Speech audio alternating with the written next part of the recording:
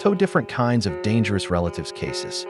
In 2018, the Harrison family of Chicago owned a mansion filled with priceless antiques.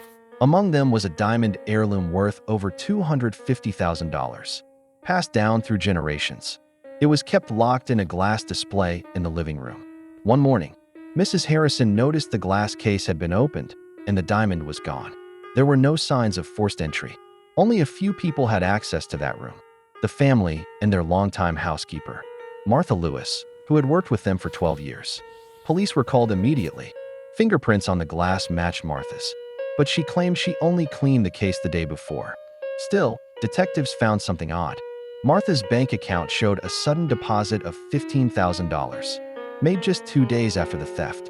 She was arrested and questioned, but Martha insisted she was innocent.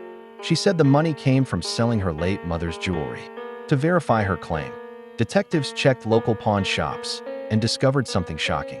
Security footage from a pawn shop in a nearby town showed a man wearing gloves and a baseball cap pawning jewelry that looked exactly like the missing heirloom. When investigators enhanced the footage, they realized it wasn't Martha. It was her son, Kevin Lewis. Kevin later confessed that he had stolen the house keys from his mother's bag, sneaked into the Harrison mansion while she was cleaning, and took the diamond. He sold it for a fraction of its worth and sent his mother the money, pretending it was a gift. Martha was released, and Kevin was charged with grand larceny and fraud. The heirloom was eventually recovered, slightly damaged but still valuable. The case became a reminder that sometimes the real criminal hides behind family loyalty, and even the most trusted people can be victims of the crimes committed by those they love. Number 2 Daniel case. In 2019, the Whitman family of Boston owned a large countryside estate filled with rare art pieces. Among their collection was a 19th century painting valued at nearly $180,000, a gift from their great-grandfather who was an art collector. It hung in the main hallway, secured by a motion-sensitive alarm system. One evening, during a small family gathering, the alarm went off briefly but then stopped.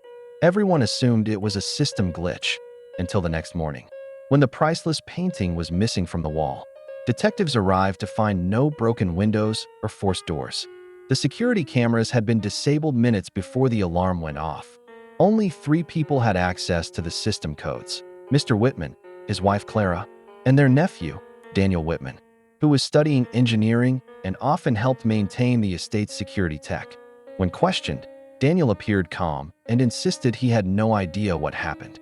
But when police traced an unfamiliar van that was seen leaving the estate that night, it led them to a rented storage unit registered under a fake name.